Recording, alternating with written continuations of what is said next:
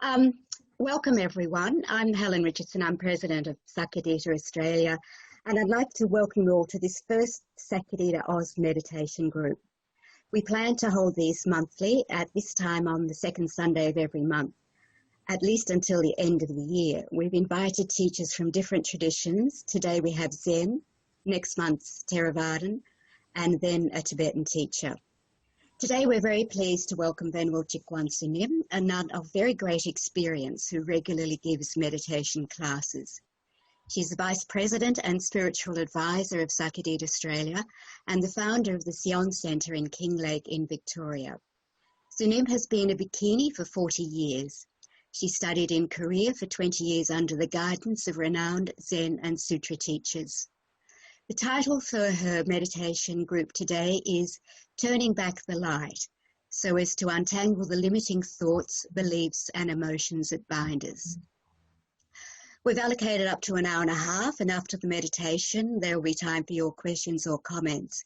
And as Jack said, you can write these at any time in the chat room. Sunim, welcome and thank you very much. And I'd just like to ask you a question to begin. What was it about the Korean Zen tradition that appealed to you?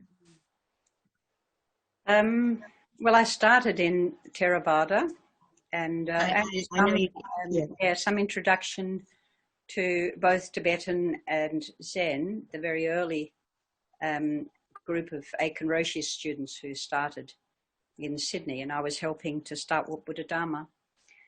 But I came across a text, a book, by a teacher in Korea. And I think it was just a few quite synchronistic situations that arose at that time. The book arrived. Our teacher, Kantipalo, was sharing about the tremendous Bhikkhuni in Korea. He was corresponding with one of the Western monks who lived at the temple that I went to live in. And you know, the Western nuns who had gone to live in Thailand came back in not very healthy states of mind. So I read this book called Nine Mountains and took a great liking to the simplicity of the tradition. It seemed to be very grounded. I mean, it was a tradition, as in China and Japan, where you grew your food and you lived a Zen life. Korean Zen is a little different to Japanese Zen. It perhaps has a flavoring of the old Chinese Tang dynasty, where the monks, after each meditation season, the 3 months meditation seasons in summer and winter, they can go traveling and they can choose what practices they want to do. So there is this great opportunity to study with many teachers and to also choose to do meditation or do other practices. And so I had a nun teacher. I went to Korea, studied with the Zen master until he passed away. And I had also an ordination nun teacher who is still alive and a great scholar and a great, well, a very famous nun in Korea. She has the biggest nun temple in Korea. But I was, because of these two teachers and these two lineages, the monk lineage and the nun lineage, then I was able to really find a place and establish a practice there that lasted after my teacher passed away and the other Western monastic left. But I still like the practice, and I think I live my life to some extent, even though it's different here. It doesn't have so many cultural aspects to the life I had in Korea. But it still is founded in, you know, the practice and the practice in daily life, you know, eating predominantly vegetarian food and a very direct relationship between how we cultivate the mind and how we cultivate our lifestyle. So I like this. Thank you. Thank you. And I'll hand over to you now for the class. Wonderful. Well, firstly, I'd like to welcome everybody and thank you for taking the time out to come. I will share a practice today. I mean, we will start and you can enter into your meditation, as I'm sure many of you have already developed a practice that you have been doing for some time. So you can continue to enter into your meditation on this basis. And I will slowly draw you in to some of the aspects that I found both illuminating in my own practice and something that you can bring into your life right here today. I know all of you have different experience in regard to COVID-19, but here in Victoria, we have had a long period of lockdown and for some of us isolation. So I know that for several people here today, there have been many stresses to your life and practice since we've had the situation of COVID develop here in Victoria. So I'll also speak to that. And I'll speak a little bit to one or two inspirations that have been very beneficial over many, many years. So anyway, let's first begin by relaxing into this present place and space and entering into our bodies. If we are seated on a chair, on the cushion, and bringing our attention firstly inwardly to feel the whole body, to experience our whole body. Just seated, maybe the legs are crossed or they're hanging over the chair. Just for a moment, just see yourself in the seated position.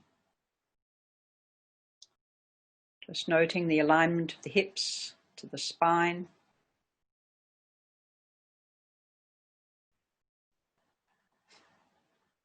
There'll be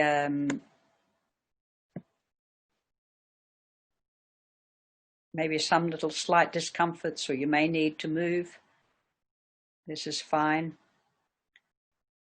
But holding a comfortable upright position that at the same time is somewhat relaxed. Our arms are gently resting by our sides. Our hands are on our knees or palm upon palm, and perhaps the thumbs are lightly touching. I often find the sensation between the thumbs lightly touching a wonderful anchor when we drift off.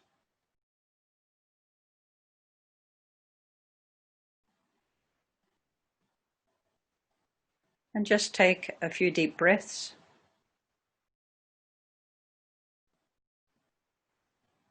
Just allowing the body to feel the air. We breathe out, just a longer, slower breath, and just allowing that to sink into the cushion.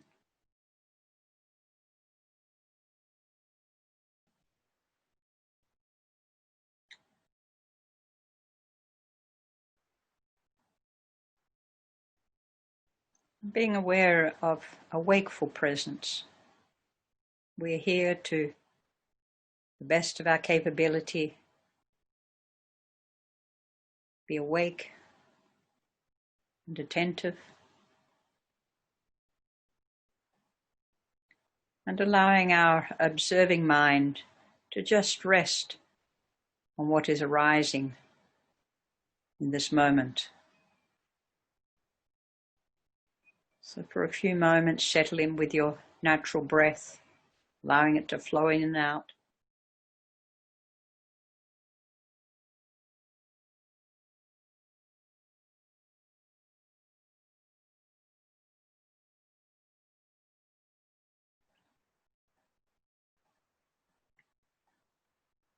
Maybe aware of the breath at the nostrils, the cool sensation as it goes in and the warmth that comes out. Or you may also be more inclined to the practice of concentrating more in the abdomen or in the stomach, and aware of the movement of the rising and falling.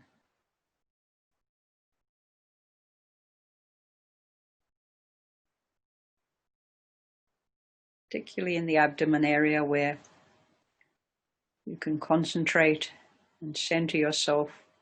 It stabilizes the position, stabilizes the body, centers our concentration there in that region just below the navel.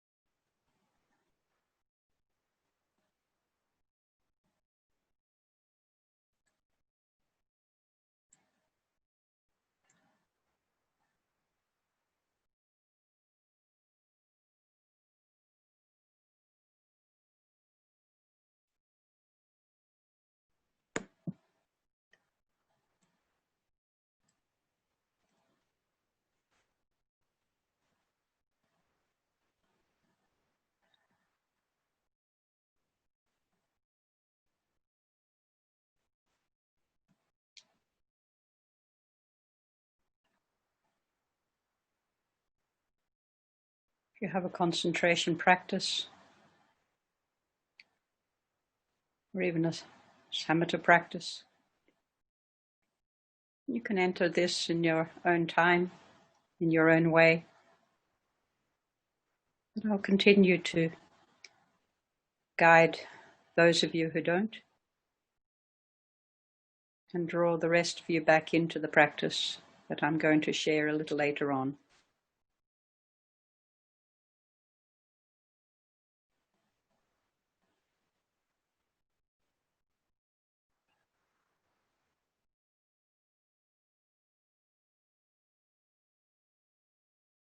So start to deepen the focus, holding a longer attention span to what it is you're observing. Physical sensations, the sounds, the thoughts. And we're going to enter, even with an open, conscious, attentive presence,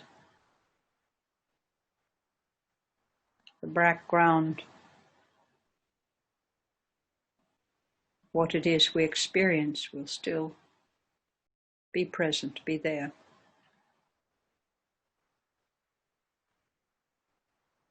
We're not trying to push anything away, we're just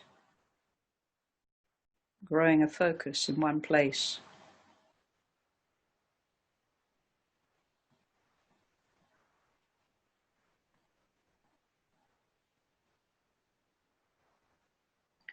We notice the aliveness of this background. We have drifted off, we just gently come back.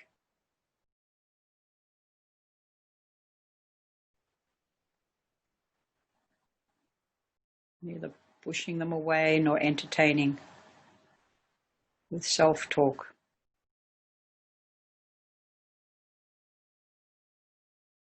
Just turning our attention inward, onto the breath, onto movement, slowly absorbing one moment into the next with our focus.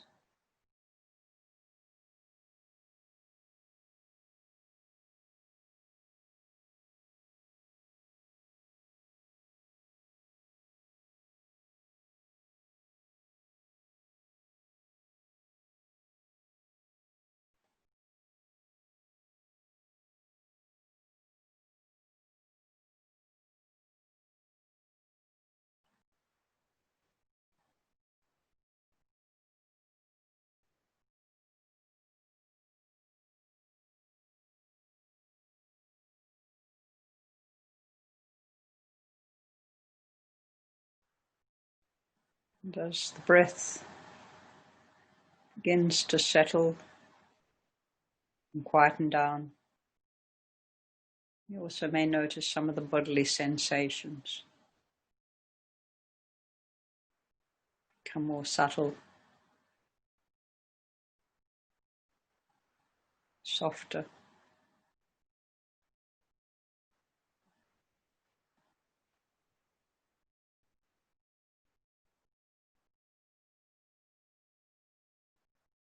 And just generally more relaxed.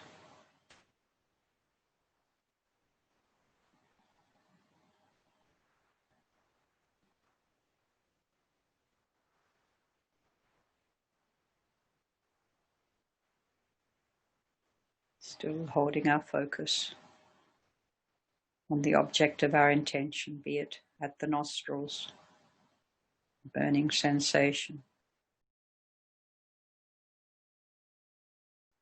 or a movement.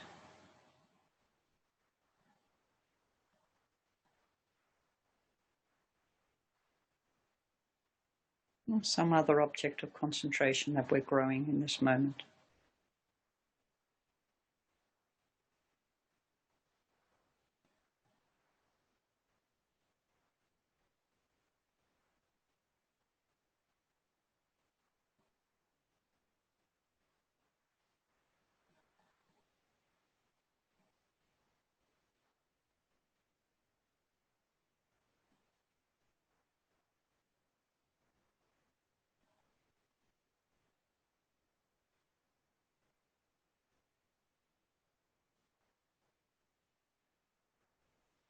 As the thoughts become more still,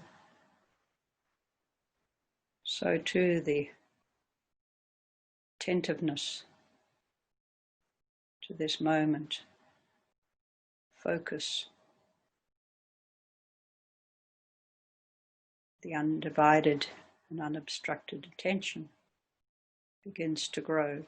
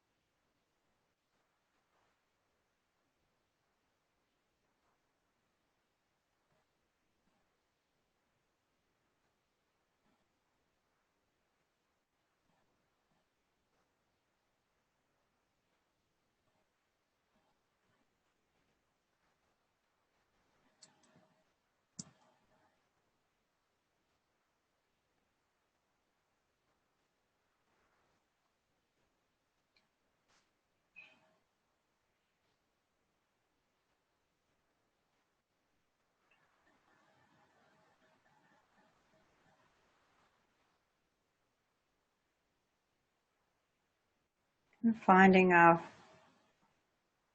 observation is starting to wander around the body.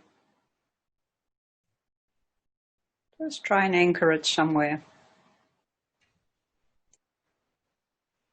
You can hold it in the heart, or, as I said, in one place. So in this practice, we're going to grow a light of concentration.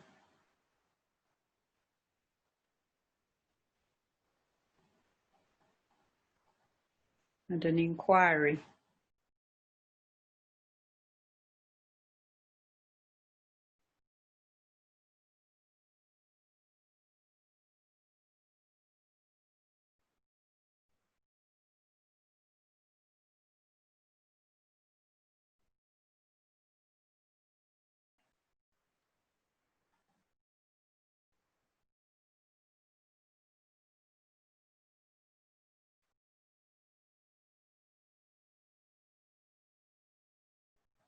Whenever we wander, we just refocus, open the gaze a little, and gently come back. If we feel pain or confusion,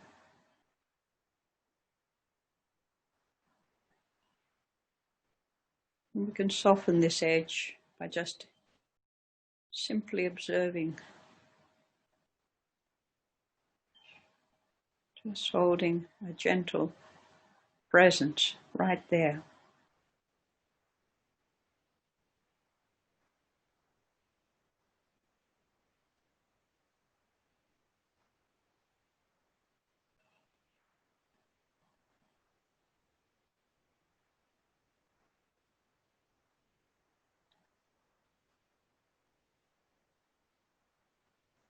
necessarily, you can gently adjust your posture.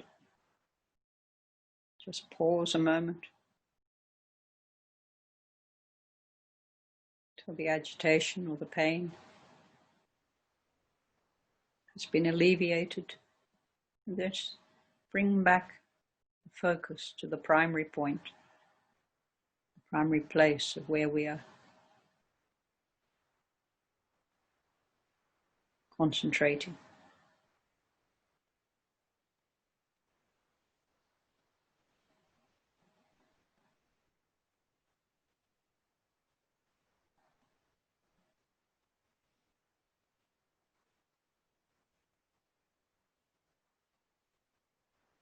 It's as if the breath is just breathing us or breathing of its own.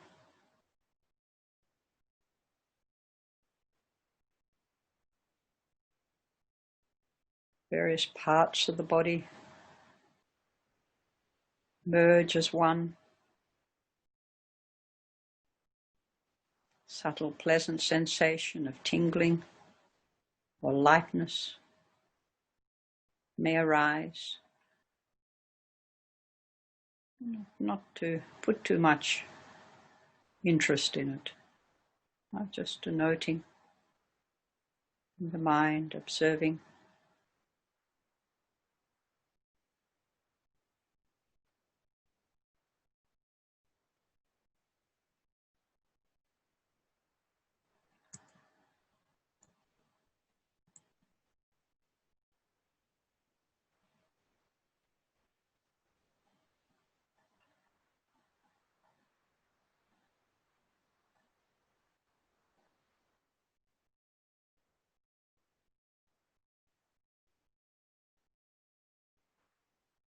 Thoughts and colours and images, visions, they're all things the mind will bring up to attract our attention. Again, we just let them blend back into the background.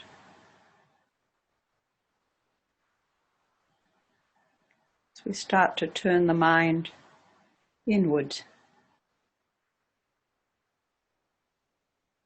growing this illumination of our attention.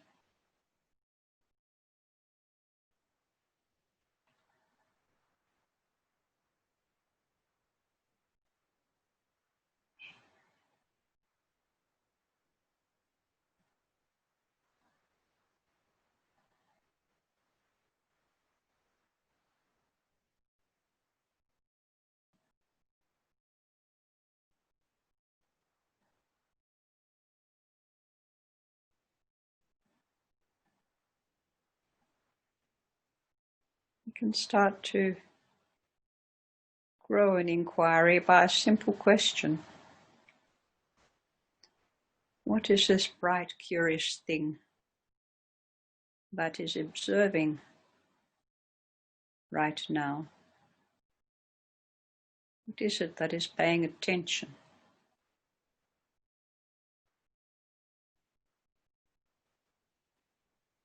Focusing on something. Just gently turning that awareness that's going out to an object back on itself. It is a light that turns, the light of a thought that turns in to where that thought is coming from.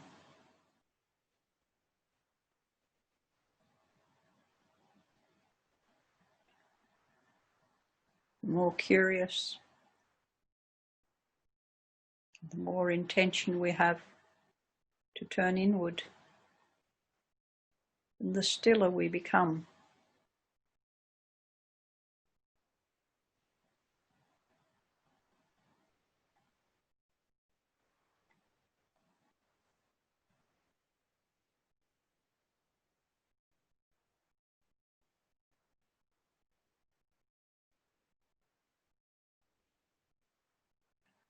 It's not a question about looking for an answer, trying to understand something or find something.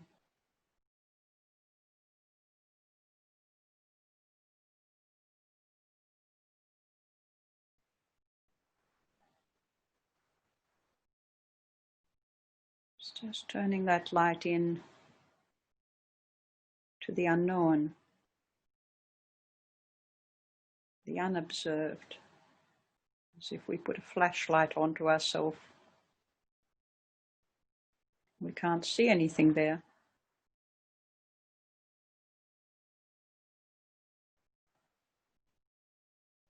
Other than light.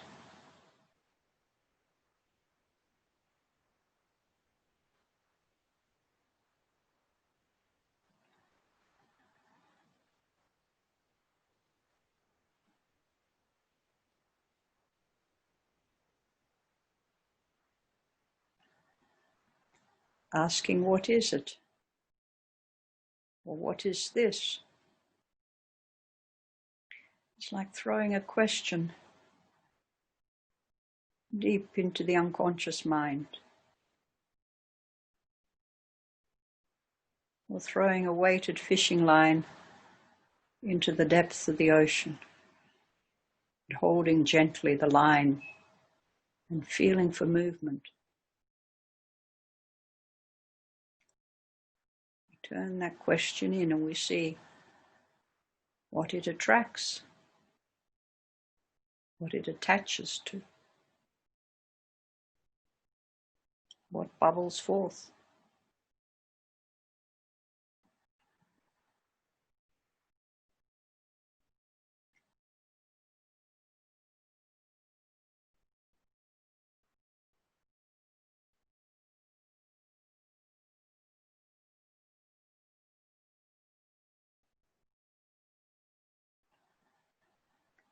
This inquiry subtly enters where we say sleeping dragons lay. That is the currents of the mind, our doubts, our fears, our expectations. They're all deep-rooted emotions, behavioral habits, and karmic seeds. There in the deep unconscious states of our mind, they grow.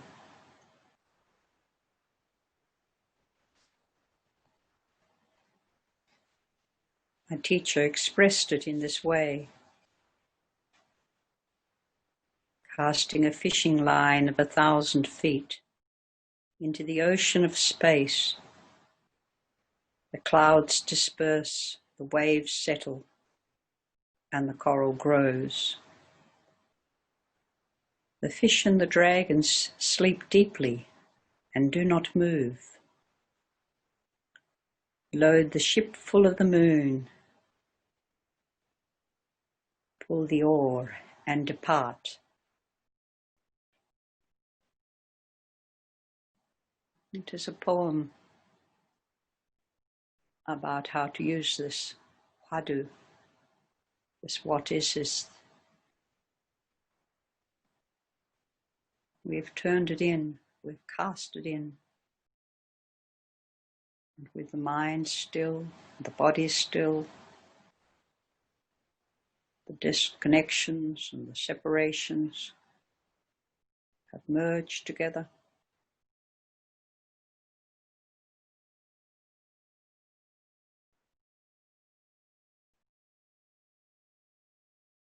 Then this light of inquiry gently grows.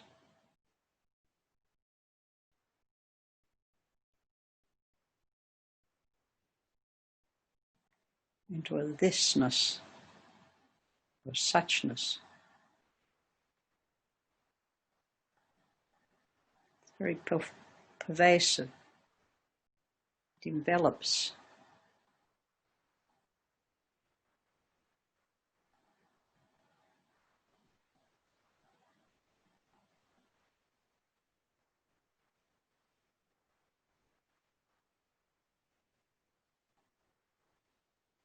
And it slowly illuminates the unseen parts of us that we have hidden.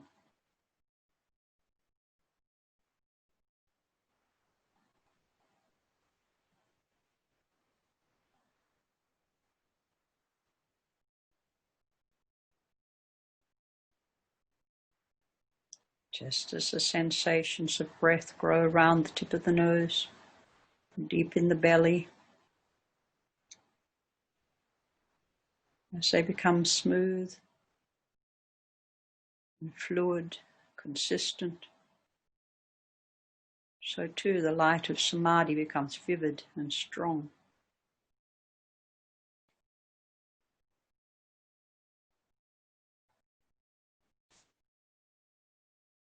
Just holding our focus here for a little while.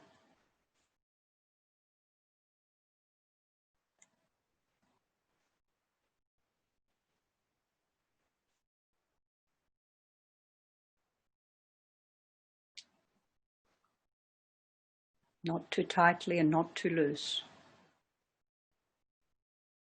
An open question. It's just entered the depths of the ocean of our mind.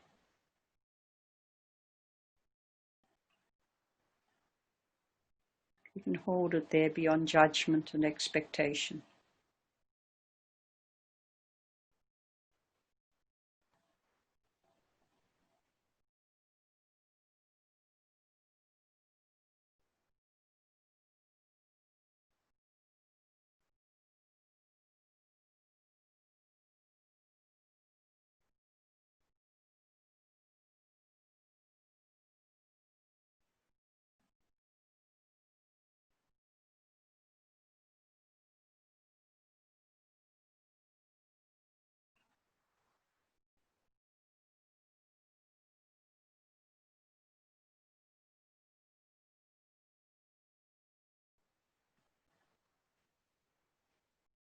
Having gently stepped off the edges of separation between the observer and the observed, the thinker and the thought. Just like turning back on the rays of the sun, turning back to the source, from where our seeds of intention flow. Turn back to this and this. There's thisness of the nature of mind.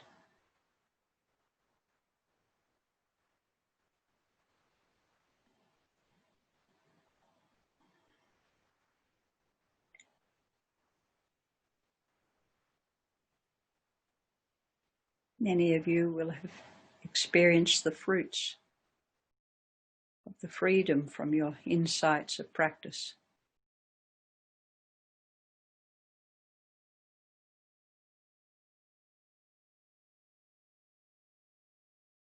You've grown this light and this energy from your meditation and brought it into your work, into your daily life.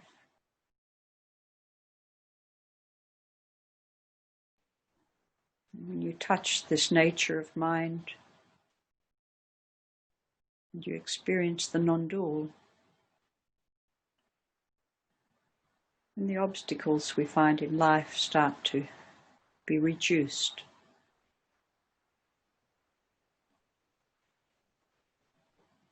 Living is not such a heavy burden.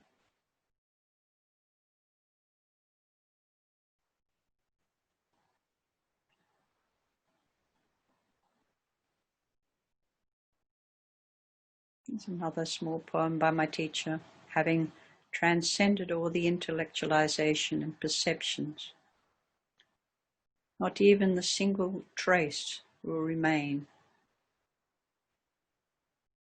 Your ocean-like chest will expand to the limits of space. The Buddha of the 3 times will not be seen anywhere. And without taking a step, you will ascend to the lotus realm.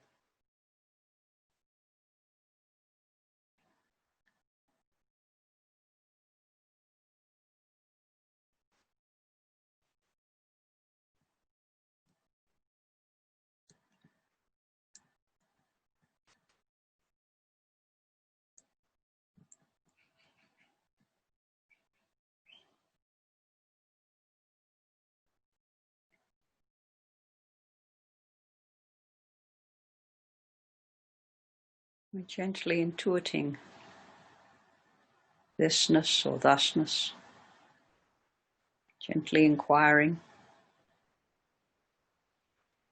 observing. There's nothing to alter and nothing to create. There's no othering or seeking.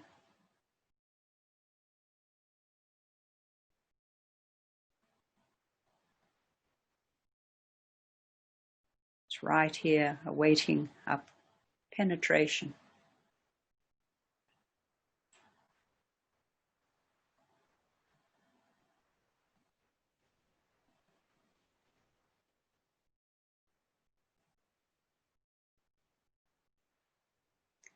Call this practice a Hadoo. A Hadoo is the head of speech. It is where our thoughts, our intentions, our speech, where this all comes from. That place we have to enter. Turning back the light is that capacity to do so.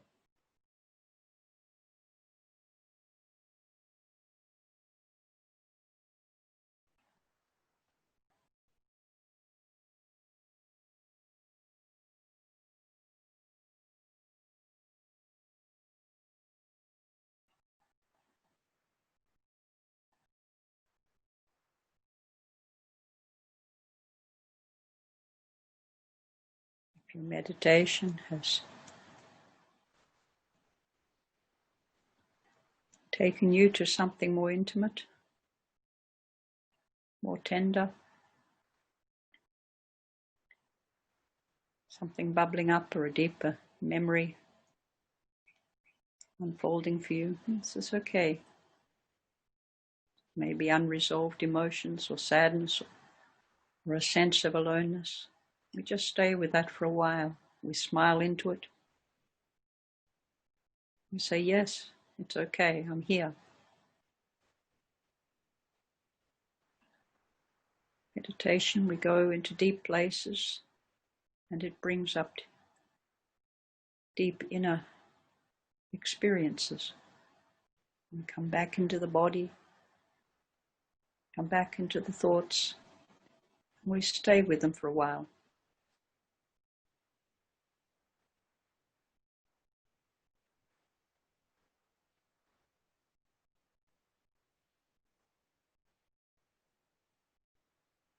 As they fade, we can rebuild the concentration.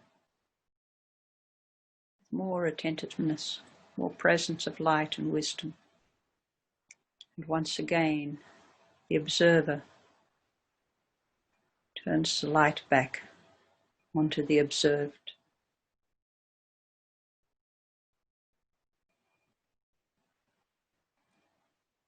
And the inquiry grows, the Hadoo of what is this becomes stronger and deeper.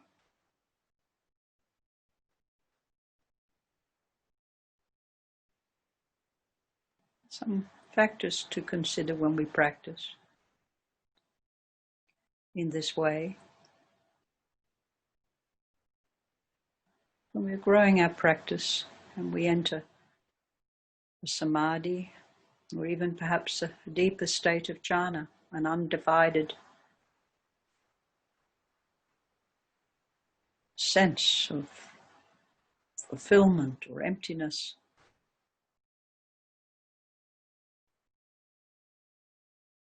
From the Hadoo perspective, these are useful to some extent,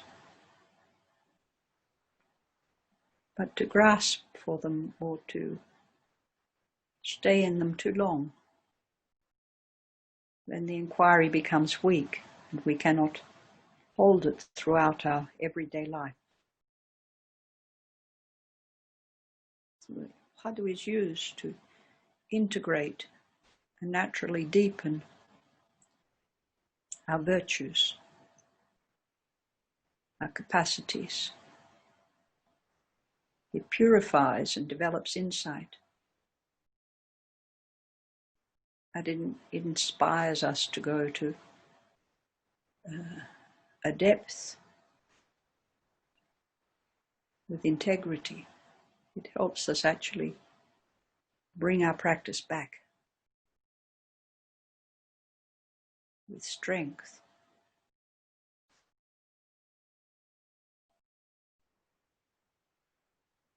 Chasing enlightenment can often leave us craving and hungry, chasing power.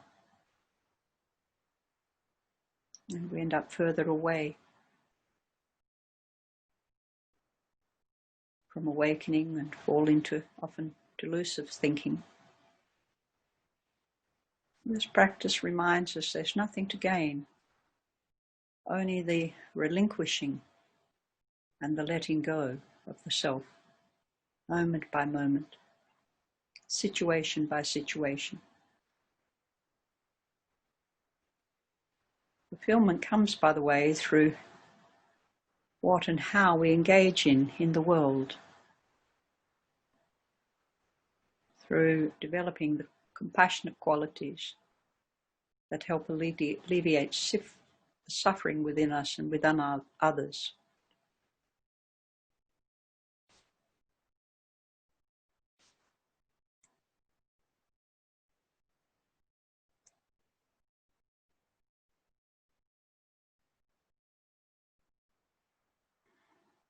It's a sort of a doing that undoes the ties of separation, so to speak. It motivates a pure heart, and the actions of themselves grow and shed light.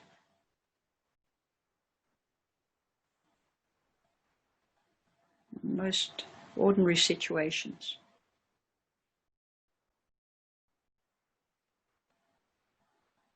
wisdom arrives out of our fruit of practice and not what we know. It informs the compassion, so that the cries of the world are softened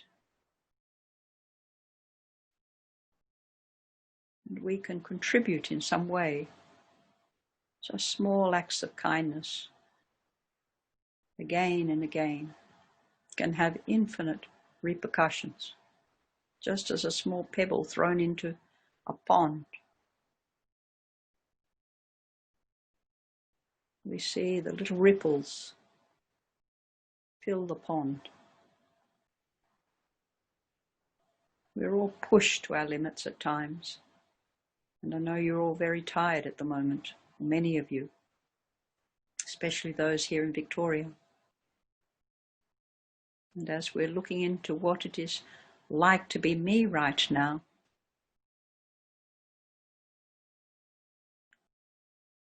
and growing a sort of resilient self, I've recognized in myself confusion, aloneness, and at times a little lack of, I won't say purpose, but a little lack of energy.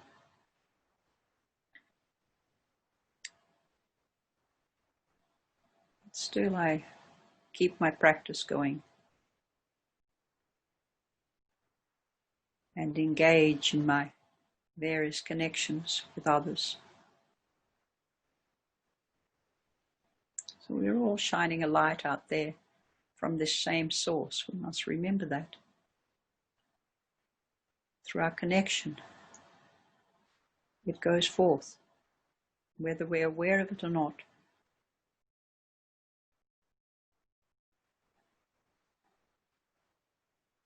We have varying capacities to illuminate and bring understanding and spaciousness to the world. But we all have a capacity to deeply care for ourselves and to say yes to what is arising for us in our life, what is present, what is there.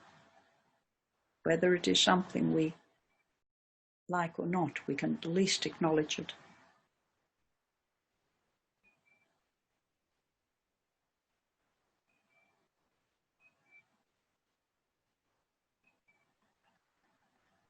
And through an inner spreading of this light on our personal situations,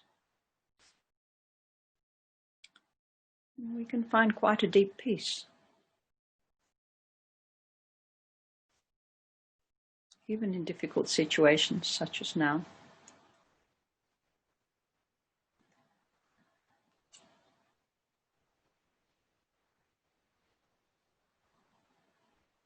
There's always people who care, but what is important is about what do I care about? What am I doing?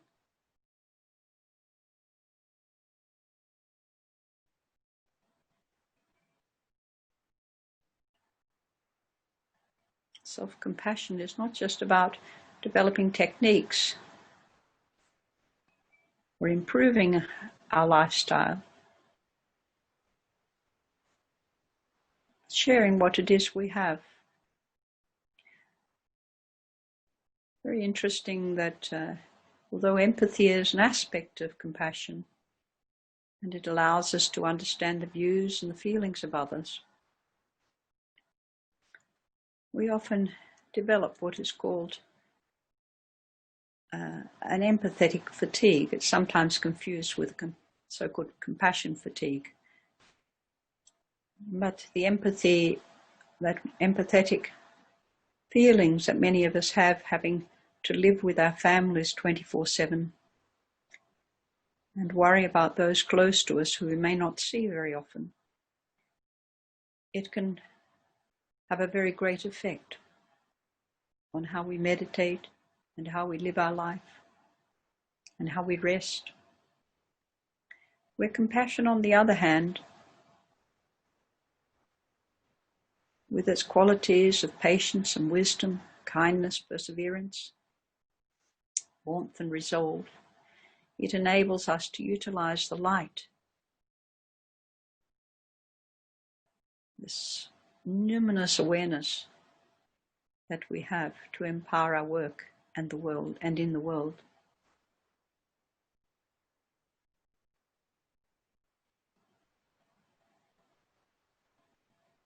It also has a great power to alleviate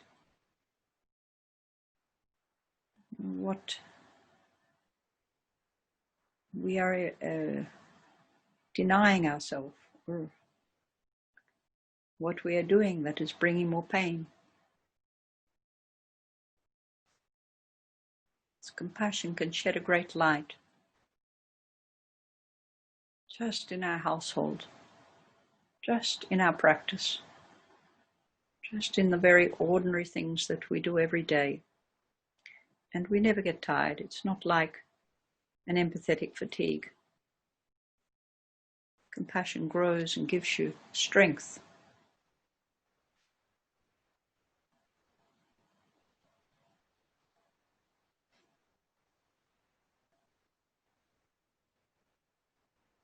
Some of us are a little stuck in the loop of feeling inertia and insecurity about moving forward. And what will this end of the COVID lockdown mean? What will it mean when we have to go back into the world? So the practice of what is this becomes another very useful tool to catch us when we're putting forth unwholesome states, and help us to grow more energy, more self-worth. And it contributes to a deeper healing. Just by looking at, the thisness. What is this? What is going on? What is happening? We can sever a lot of unwholesome ways of thinking right at the root. It's interesting, just during this little last few weeks, I created a little Zen garden. It's quite a big Zen garden, actually. I developed the front garden, which had many plants, but added rocks to it and paths. And at one point, I chose some rocks right in front of the window that I look out on, and I placed the rocks, not just making a nice design. It wasn't until afterwards I placed these beautiful pink Grampian granite rocks. I noted that the shape I'd placed it in was the Chinese character of the heart, of compassion, the heart-filled compassion. So now when I look out, I'm reminded how important it is to grow this as part of our practice. Without compassion, we cannot develop what is it.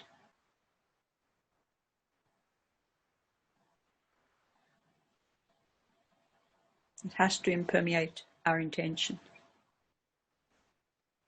and our environments.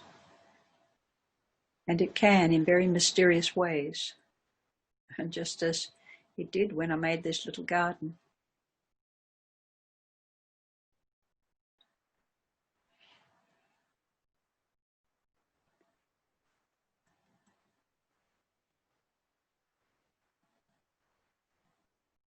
I recall many years ago, I met an old nun.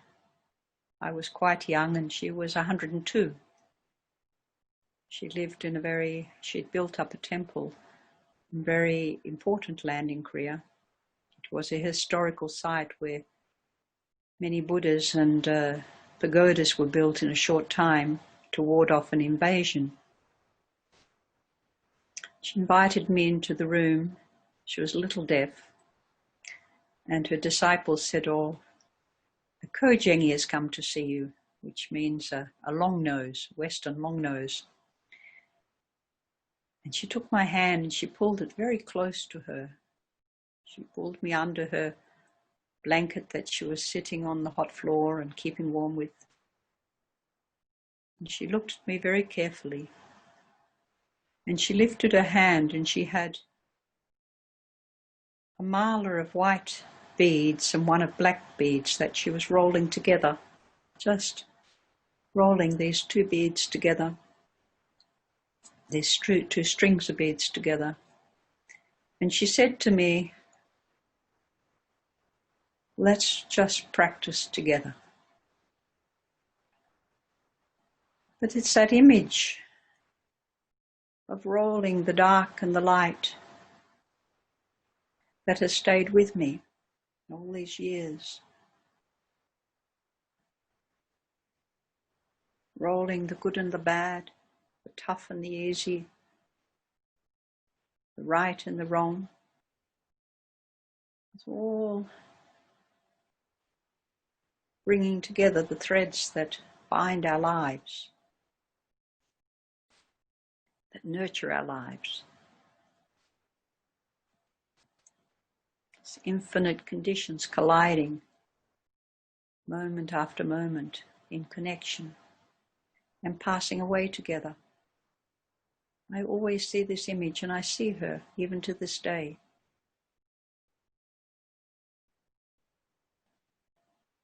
Sharing this very profound teaching.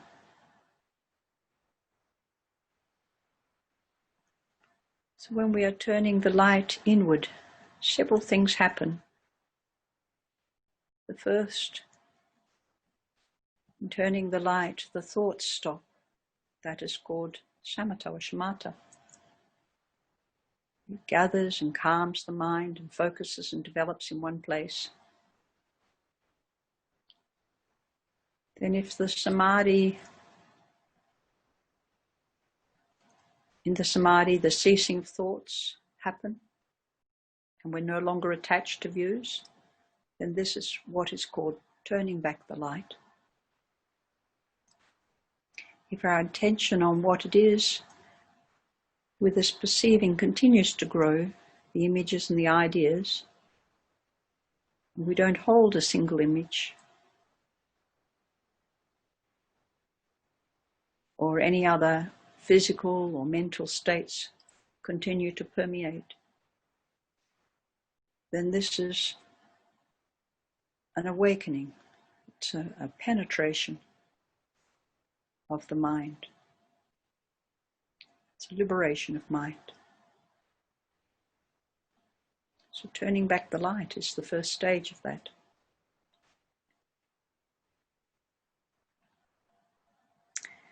And if our attention goes beyond the person or selfhood that we so carefully look after,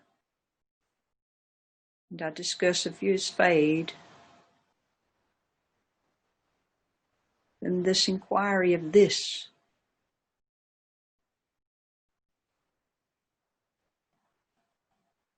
begins to shine outwardly. It permeates, it grows, it envelops whatever it is that we do. So the light is not just a light of inner peace or samadhi, but it's a light that merges with numinous awareness, and it absorbs the intellect and the knowledge, and it becomes the essence of wisdom, the action in compassion. So it is said, the mountains, rivers, and the sun are all this great light. The great teacher Talopa put it this way: when you look at the center of the sky, all seeing will cease. In the state of lucid and thought-free inner connectedness, calm abiding, we are turning the light into the conscious awareness of itself, of what it is we're experiencing right now. It is like the light of samadhi returns to the non-dual nature of mind. And some call it suchness, and some call it thusness. So just to end the old nun's rolling of her beads, in sharing her non-dual, her non-discriminatory silence, was a Dharma talk, a simple act that has had infinite flowing effects in my life. And it continues to inform and nourish my heart and bring light to my activities.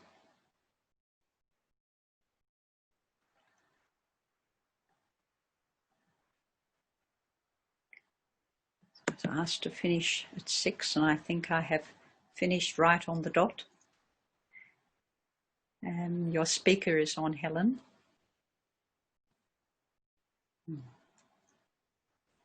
Thank you, Sunim. That was beautiful. We've got time now for questions. You can either write your question in the chat room or just put your hand up and Sunim will see you and we'll unmute you.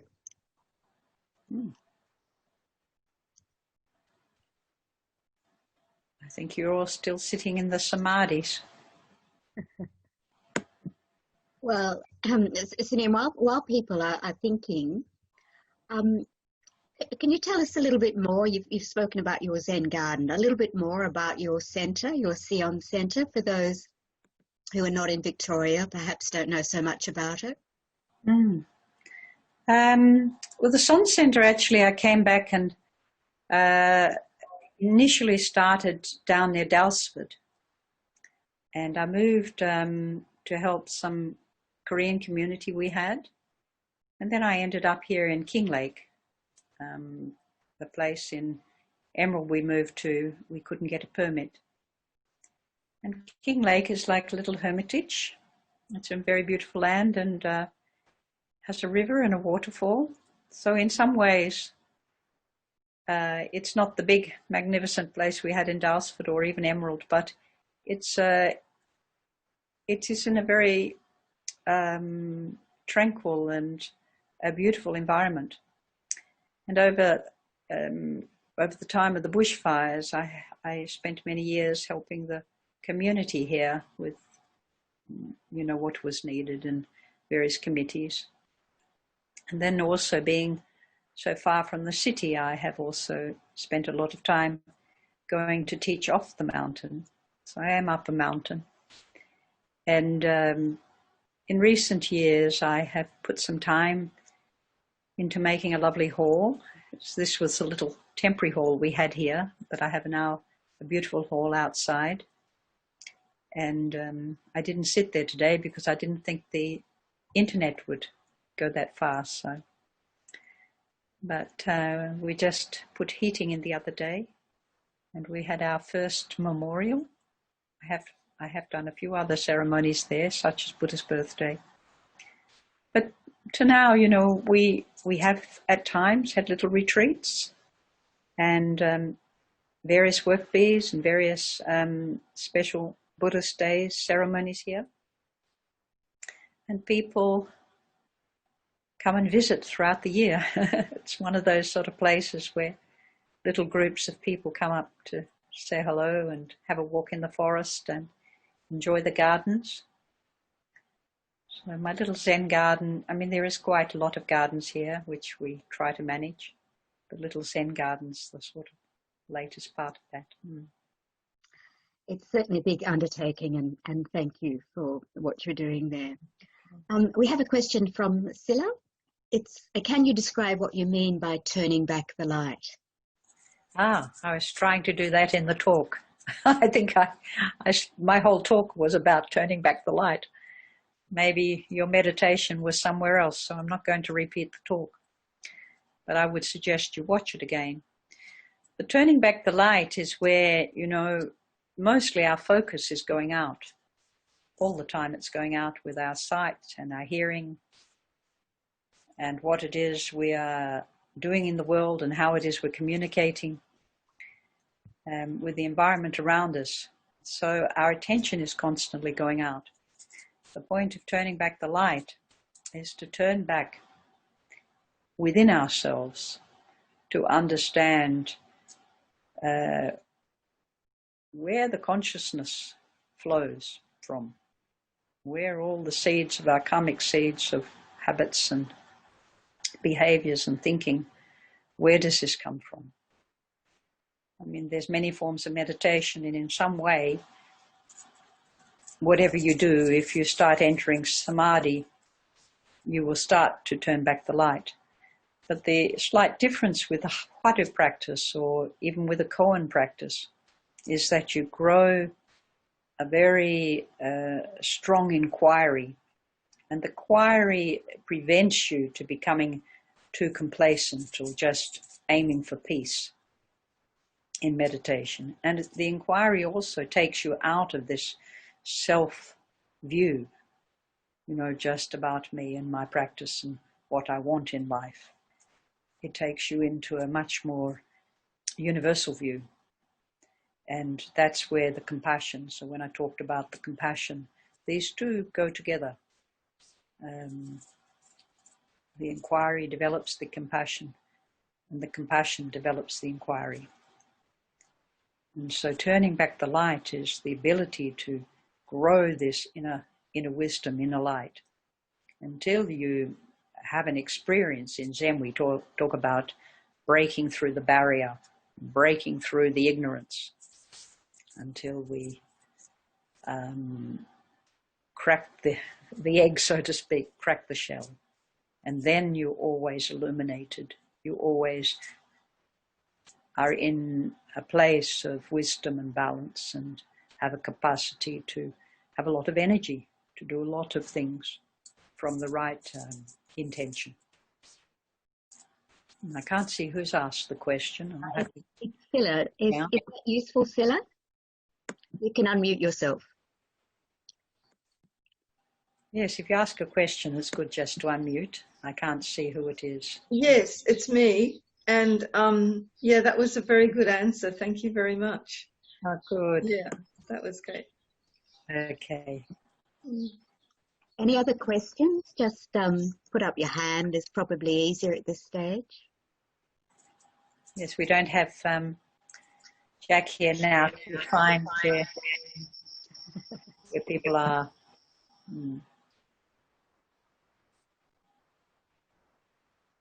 Anyone have any question about the practice, you know, other than just what is, you know, maybe you resonate with it from another practice, or maybe you don't. I think there's quite a lot of people who do Zen practice who have come today of different forms.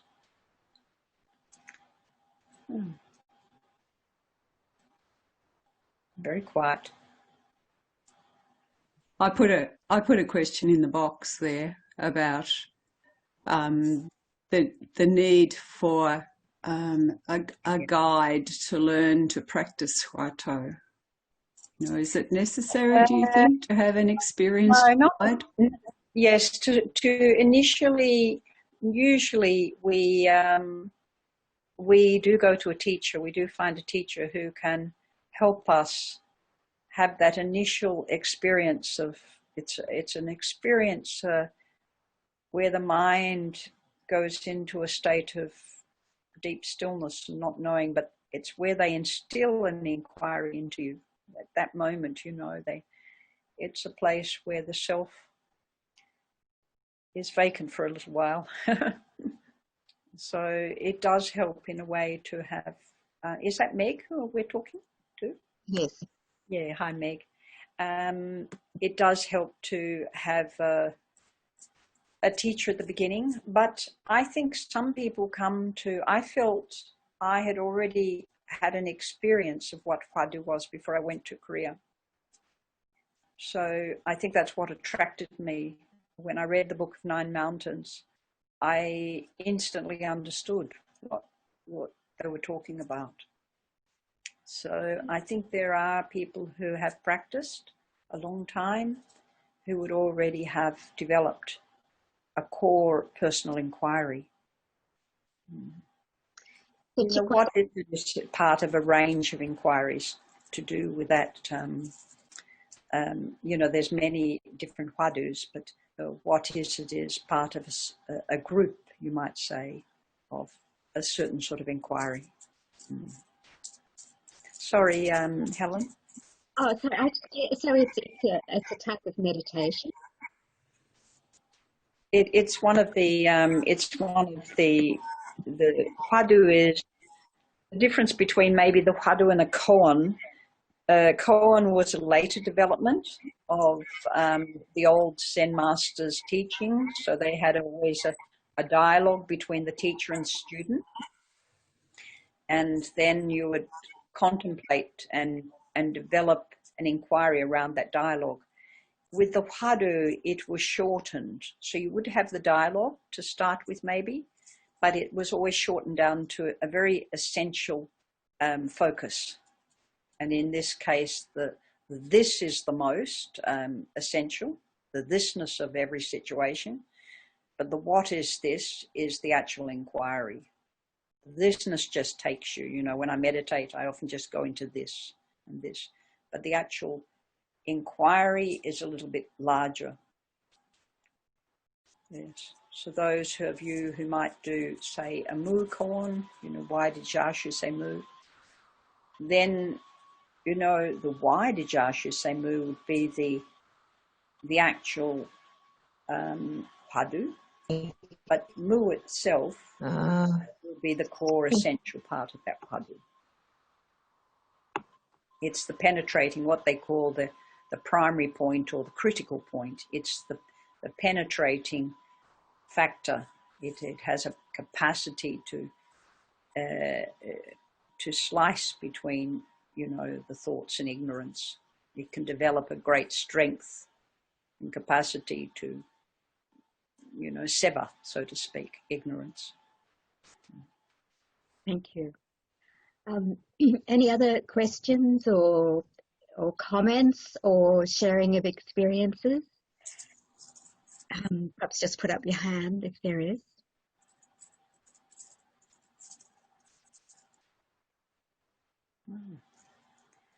Maybe it is enough for everybody. Well, in that case, if there's more questions, that's fine. But just a few notices. It's very difficult for many teachers at this time, as so many regular classes are cancelled. So if you're able to give support to Sunim, to give some dana, you can do that via a bank transfer. I've put the details in the chat room, but I think most of you would have already received that. But I know that would be very much appreciated. And also to let you know that Sunim holds weekly meditation classes. So if you're interested in attending, either contact us through our email or put your name with meditation next to it in the chat room. We also encourage, I think all of you are members, maybe a couple are not, so we'd really like to encourage you to join so we can support nuns, continuing supporting nuns and Buddhist women.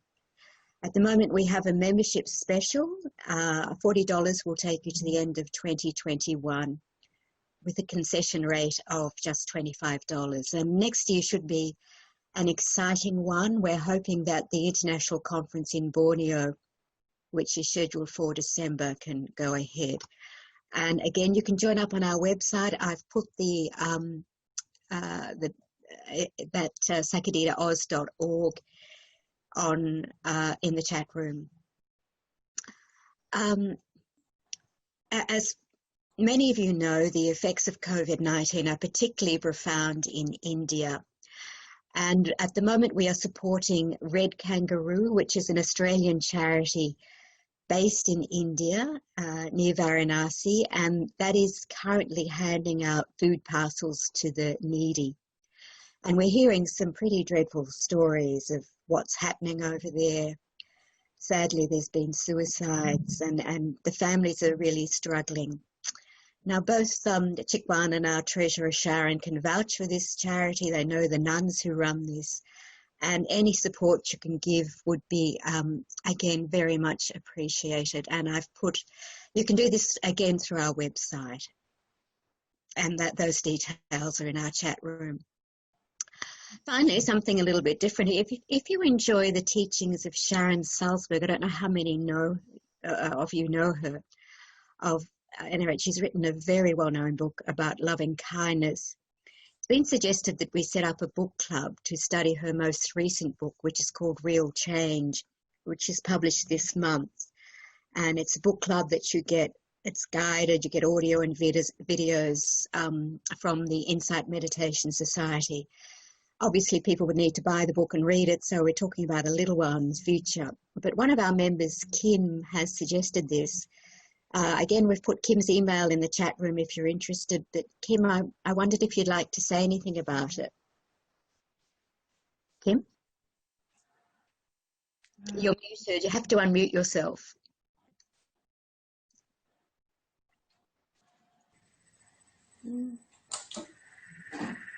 Well, I'm just interested in joining if someone like to organize it. Because the email I received is quite interesting. Maybe you can forward the email to the group perhaps to see if anyone's interested. And if people are interested, it sounds like it's very well supported. We can do that through, again, through our usual communication.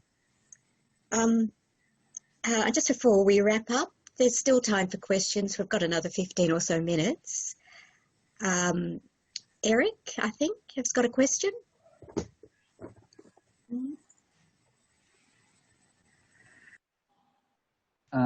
Thank you, Sunim, so much for that meditation. Yeah, I guess I've been fortunate enough I was at the meditation yesterday that you did today, and yeah, I'm not sure if I'm kind of doing it right, but in this meditation I was just asking that, what is this, whenever I noticed that I was aware of anything, or if I noticed that like some uncomfortable feeling was coming up, or some negative thought, I was doing the yes, I don't know. And I don't know, I felt, yeah, I don't know if that was kind of and then I was getting kind of the image of that nun with the beads, like the black and the white beads. That was quite so that was just kind of, that's not really a question, I guess, but or is that kind of like is that kind of how to do the inquiry? I can hear what you're saying. Or I'm not sure. Yeah, I mean it because it's a guided meditation. It's hard to give you the full flavor of it. It's a practice that you have actually to develop in a daily way. But in something like this, it is to have a taste of, as you would when concentrating on the breath or concentrating on another object of concentration. You can use the what is this once you're concentrated, start with your breath, but then to just distill that and strengthen that moment and turn that intent in, turn that light in, then you're asking yourself, you basically, it's not a who am I question, it is, well, what is it? What is this thing that I call me or a body or a mind? In this case, I was talking about the mind, what is this mind? So it is something that we can bring back either at a time when we're, I wouldn't say just do it when you're meditating, but either at a time where we have a little pause, we have a little meditation, stillness happening in the mind, then you throw that in. I know in Korea, when you live that life, you were encouraged to do it all the time, without pause.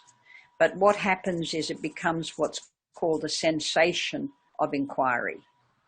You start with the what is it, and when the sensation fades, like you don't have that sort of curious sensation, then you bring up the question.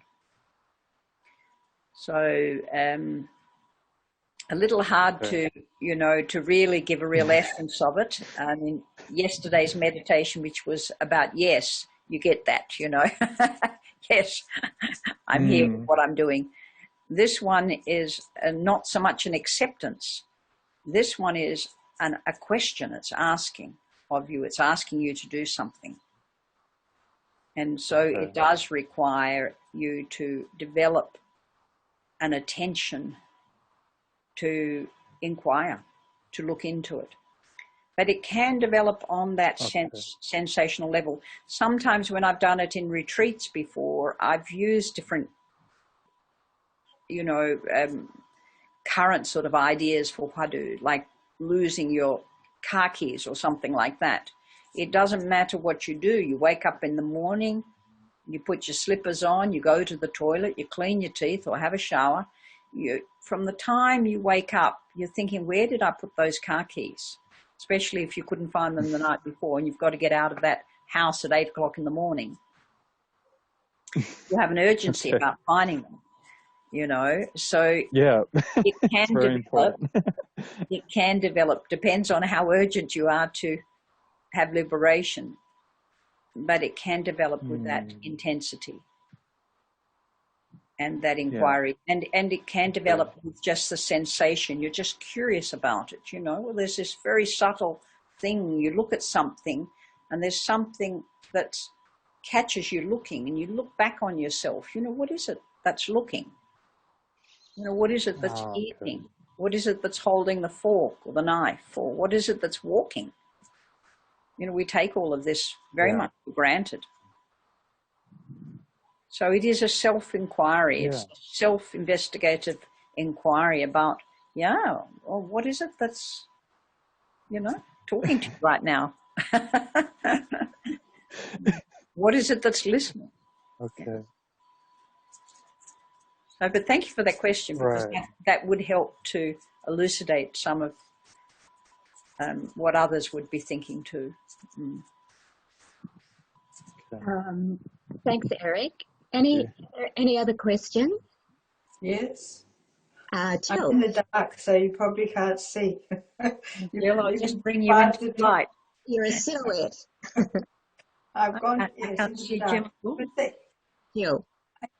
Jill, I just wanted to thank you so much, Chi Kwang, for the clarity and the guidance in the meditation and the depth that you brought to this. And I realised that, so often my inquiry goes to sleep. So it's been a great wake up. So thank you so much for that. Mine too, Jill. Mine too. I mean, I didn't, isn't it really interesting? I didn't even know I'm rolling I've got clear beads and a little, which I've had for days on my wrist, or for a couple of weeks now. I picked them up in 2 different parts of the house, and I've been rolling a little brown and a little clear bead, you know, together. And I've only just recognized that's what I was talking about today. But thank you. You know, it's, yes, it's good. It's good to, you know, when we recognize we have not been growing it or not been cultivating it, we've not been working on it, to, to come back to it. It doesn't ever go. I think once you practice, you start. It's just like when you start to meditate or you start to practice Buddhism, it doesn't actually really stop, you know. There's something that continues to grow within you. But the actual practice of it, it does bring a lot of strength and clarity and action. You know, you're clear about what you're doing. And I've only just recently, I think in this COVID lockdown, recently recognized a lot of things are coming together. I don't know if others of you here are experiencing that. Like areas on your spiritual level, the practicing level, and then the physical level. More and more deeply into the present. Yes. Very much so. I think it's happened for you too, Jill, you know, with your move and many things to overcome. Thanks, Jill and Chi Kwang. We've got some sharing from Sky. Thanks, Sky. She thanks you for the meditation and said it was very special. This inquiry is another step in practice and a reminder to stay in focus and not drift along. Thank you, Sky. That's lovely. Yeah. Can I just say thank you very much, Chi Kwang. It's been great. Can Helen, can you just remind everybody where we're going to put the recording today of today's meditation? Yes, I was going to say that we're... sorry. Jack, no, that's okay. Jack is, she had to go, but she assured me she can record it all. And it will be on both our website and Facebook in a few weeks. And I really recommend you go back and listen again because sure. There's a lot. I don't know how you felt, Sharon, but I thought there was a lot of wisdom in that. So yeah, absolutely. That's why I want to listen to it again. But I'm thinking also we might actually set up a YouTube channel too for these, you know, for the recordings and meditations, because I think that's an easier resource for people to find. So we might look at that too. That's a good idea. If we can get someone to do it for us, I'm not sure I can do it, but that will mean you know where to go to find the webinars. And, you know, we're trying to make these meditations a regular thing because our members have asked for them. So, yeah, it's a good idea. We'll do that. Thanks, Sharon. I've got a question for Serini, who joined us very late. Serini, were you able to get much out of what Venerable Chi Kwang was saying, and how did that relate to your counselling? Oh, thank you so much, Helen. Yes, I only made it at 6 p.m., so I missed the meditation. So I will go and listen to it. However, answers that Venerable gave to the questions were really good. When you were saying, Venerable, you know, who is this that is looking? What I remembered was I have these moments quite often. The other day I was just driving and suddenly it's like these two hands are holding the wheel, but there's like, I'm thinking, what are they? Like, you know, this thing that's holding, what's this thing? Like, where is it stuck to, kind of thing. It was just really important, as you say, it has to be not necessarily on the cushion, that it happens at other times because it's the mind that inquires. That's so thank you. I'm looking forward to actually listening to the meditation. Good. And I think, you know, to hold that experience, come back to it, because that's a sort of a natural meditative experience that happens spontaneously. And often spontaneous, the most enlightenment experiences in the world do not happen on the cushion. They happen when you get up, when you go and do something. All the Zen stories rarely happen on the cushion. They nearly always happen, after, when you're doing ordinary everyday things. So, and it's often, and I won't say it's never just, Mahayana or Zen or whatever. It is the human's mind, once we understand it, the ignorance falls away. And, and it can happen to anyone. I had it once many years ago. I'll very quickly say this. We had to have chaplains at the Commonwealth Games, I think it was, in Victoria some years back. And the Buddhist Council organised me and a couple of other people to fulfill that role. And a young athlete came to me from, Africa or somewhere in the world like this, very, very poor country. And he came and he started telling his story, how he became enlightened. And he didn't know what it was, other than he was very, very poor. It gave him the power and strength to do whatever it was he wanted to do in his life.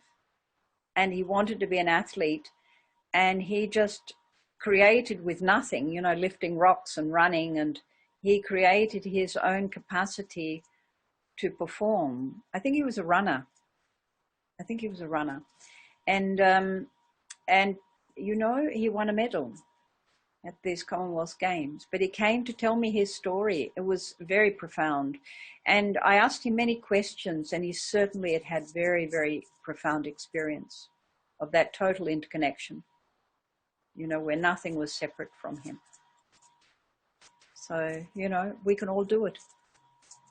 Please. That's amazing. Thanks, everyone.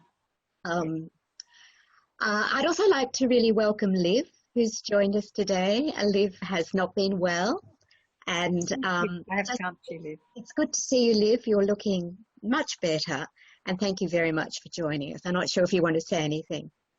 I can't see. Just to say, I actually just turned the light on before, and I had a moment when I just turned the light on. Oh. So that was quite good. That was good. And certainly having a stroke, you have much time to reflect. And what my experience has been, it's been the Dharma that's really helped me through it all. Yeah, it's wonderful, Liv. Gee, thank you. And thank you so much for joining us. Wow. Yeah. I'm really happy. I couldn't see you. I was looking. No, I was in the dark. Yeah. You're looking well. You're looking really well. Well, I could do with a haircut, but being in Melbourne, that'll be about a month away. No one's looking. I'd also like to say it's lovely to see Lydia, our previous secretary here, and who also works as a psychologist and counsellor. So thank you very much for joining us. And Anya, who's worked with Sakadesha in the past. Yeah. So, that's where I met Anya. Yeah. I don't know if anyone has any more comments or questions or would like to share anything. Gary, would you like to say anything? Gary always has a wonderful way of just topping it off, the talks off, with very succinct Buddhist wisdom. So it's lovely. Thanks very much, everyone. I learned a lot from all this. And as you were saying, Shiguan, other traditions like the Dzogchen have exactly that same sort of feel to what you described. Yes. That's why I added to Lopa's little comment at the bottom. I thought that's beautiful, the Rigpa, perspective of Rigpa when you look into the empty sky. You penetrate the space. Thank you. Thanks, Gary. Thank you. It's just after 6:30, so I think we'll wrap it there. And I'd like to really thank you all for joining us today. And a reminder that the recording will be available, as we said, on hopefully our website and Facebook, and hopefully our YouTube channel. And we hope to see you at the next Sakadita Oz meditation group, which will be on Sunday, the 11th of October, with Aya Jitendriya, who's the spiritual director of the Santee Monastery in New South Wales. So I hope to see you then, and my very sincere thanks to Venerable Ven.Chi Kwang Sunim for such an enlightening meditation. And have a very good evening, and check the chat room for all the details. Yes. Free on Saturdays at 4. You're very welcome to join. Take care, everyone. Thank you. Thank you, Sunan. Night, everyone.